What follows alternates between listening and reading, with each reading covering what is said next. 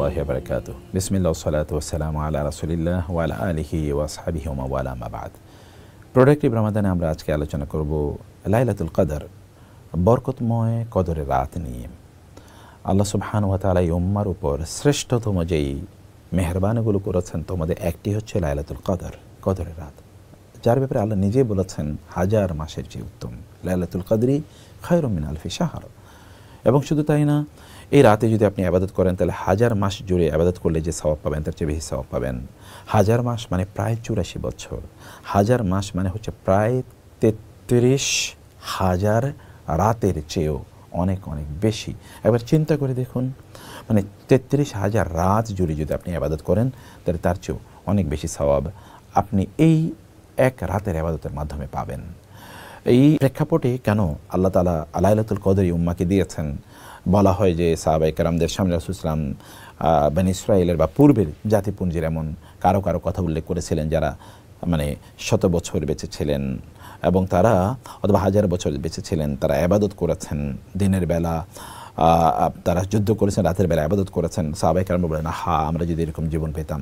আল্লাহ তাআলা তখন এই মর্যাদা মুসলিম উম্মাকে দিয়ে জানিয়ে দিলেন, তারা তো এক জীবন ছিল 1000 বছর, আমি তোমাদেরকে প্রতি বছরে এরকম হাজার মানে মাসের চেয়েও যেন বেশি তোমরা সওয়াব অর্জন করতে পারো সেরকম মর্যাদা আমি তোমাদেরকে প্রদান করবো। কারণ তো পূর্ববর্তী জাতির তারা হয়তো 100 বছর বেঁচে ছিল অথবা 100 বছর তারা ইবাদত করেছে, কিন্তু তোমাদেরকে প্রতি বছরই এরকম মানে 100 বছর বা তার চেয়ে বেশি সওয়াব অর্জনের একটা সুযোগ আমি তোমাদেরকে করে দিচ্ছি। প্রিয় ভাইরা, এটা বোনেরা, এটা খুবই গুরুত্বপূর্ণ।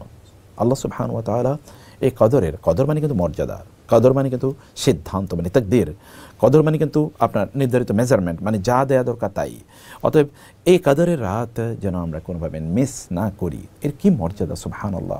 আল্লাহ তাআলা বলেছেন এটিকে বারাকাপূর্ণ, বরকতপূর্ণ রাত বলে, ইন্না আনজালনাহু ফি লাইলাতিন মুবারাকা, বরকতপূর্ণ রাত বলে আল্লাহ তাআলা উল্লেখ করেছেন। এবং ফিহা ইউফরাকু মিন কুল্লি আমরিন হাকিম অথবা তানাজ্জালুল মালাইকাতু ওয়ার রূহু ফিহা বিইذনি রাব্বিহিম মিন কুল্লি আমর, সকল ব্যাপারে সিদ্ধান্ত নিয়ে ফেরেশতারা আসেন।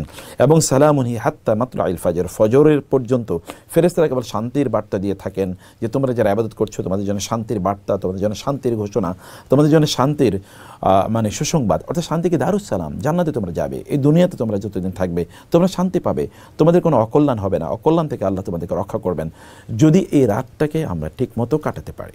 অথবা এই রাতটি কিন্তু ইবাদতের রাত, এটা আল্লাহর সাথে সময় দেওয়ার রাত। এই রাত আমরা যেন কোনোভাবে এটি 21তম রাত, 23তম রাত, 25তম রাত, 27তম রাত, 29তম রাত মানে রমাদানের এই রাতগুলো যেন আমরা কোনোভাবে হেলায় অবহেলায় কাটিয়ে না দেই।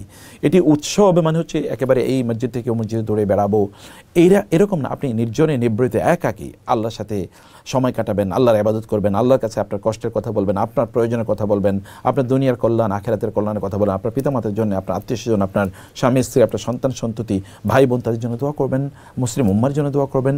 বিশাল হৃদয়ের অধিকারী হবেন আপনি এবং আপনার জন্য কল্যাণকর সিদ্ধান্ত এর মাধ্যমে সংগঠিত হবে।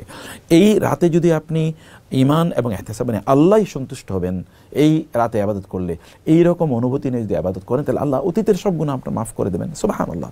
আল্লাহ ব্যক্তিকে জাহান্নাম থেকে চিরতরে মুক্তি প্রদান করবেন, আপনার তাওবাগুলো আল্লাহ তাআলা কবুল করে নেবেন, আল্লাহ আপনার গুনাহগুলো মাফ করে দেবেন, রিজিকের ব্যবস্থা করে দেবেন, আপনার হায়াতের মধ্যে বারাকা দেবেন, কষ্টগুলো দূর করে দেবেন, আপনার অসুস্থতা দূর করে দেবেন, মানে কি না সব কিছু আল্লাহ সুবহানাহু ওয়া তাআলা এই রাতে, আগামী 1 বছরের সিদ্ধান্ত হবে এই রাতে। তাহলে এটা তো আপনার সিদ্ধান্ত নেওয়ার যে রাত, সে রাতকে আপনি অবহেলা কাটিয়ে দেবেন? মোটেই না।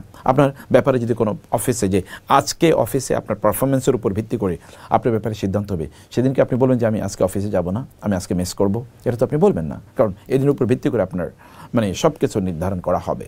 তো আপনি সেটা মিস করবেন না, বরং আপনি আগে যাবেন, আগে আপনি বেশি সিনসিয়ারিটি প্রদর্শন করবেন। এটা তো তাই, এটা তো রবের সাথে আপনার মানে চুক্তি, কন্ট্রাক্ট। অথবা এই কন্ট্রাক্টে যেন আমরা কোনোভাবে পিছিয়ে না পড়ি। এ রাত আপনি উদযাপন করবেন কিসের মাধ্যমে? আয়েশা রাদিয়াল্লাহু তাআলা আনহা রাসূল সাল্লাল্লাহু আলাইহি ওয়াসাল্লামকে প্রশ্ন করলেন, ইয়া রাসূলুল্লাহ, যদি আমি লাইলাতুল কদর পাই তাহলে আমি করব কি? তিনি বললেন, তুমি আল্লাহর কাছে বলে দোয়া করো, আল্লাহুম্মা ইন্নাকা আফুউন তুহিব্বুল আফওয়া ফা'ফু আন্নি। কিছু না পারলে এতটুকু কমপক্ষে মুখস্থ করুন এবং আল্লাহর কাছে বলতে থাকুন। এটি তো কদরের রাত, মানে হচ্ছে এটা কোরআনের নাজিলের মাস। এটা কোরআন নাজিলের রাত, অতএব বেশি বেশি কোরআন তেলাওয়াত করুন। আল্লাহ মান কামা লাইলাতুল কদর যেহেতু এসছে, মানে আপনি নামাজ আদায় করুন। অতএব এখানে তিনটি কাজ খুবই গুরুত্বপূর্ণ। একটি হচ্ছে আপনি এখানে লম্বা সময় জুড়ে নামাজ আদায় করা এবং কোরআন তেলাওয়াত করা, এটি একসাথে হতে পারে। নামাজের মধ্যে লম্বা কোরআন তেলাওয়াত করলেন, আর একটু আল্লাহর কাছে দোয়া করে নামাজের মধ্যে হতে পারে। তিনটি কাজই। এর বাইরে আপনি দান সাদাকা করুন, এর বাইরে কি আপনি দান সাদাকা করুন, তাসবিহ তাহলিল করুন। এর মাধ্যমে এই লাইলাতুল কদর যেন আমরা সত্যি করতে উদযাপন করতে পারি। আল্লাহ তাআলা আমাদেরকে সেই তৌফিক দান করুন। প্রিয় ভাইরা, লাইলাতুল কদর মিস করবেন না প্লিজ। এটা একটা মিস মানে হচ্ছে গোটা জীবন মিস করা। আল্লাহ আমাদেরকে উপলব্ধি করার এবং কদরের রাত যেন পরিপূর্ণভাবে আমরা পাই, সেই তৌফিক আল্লাহ তাআলা আমাদেরকে দান করুন। আল্লাহুম্মা আমিন। আসসালামু আলাইকুম।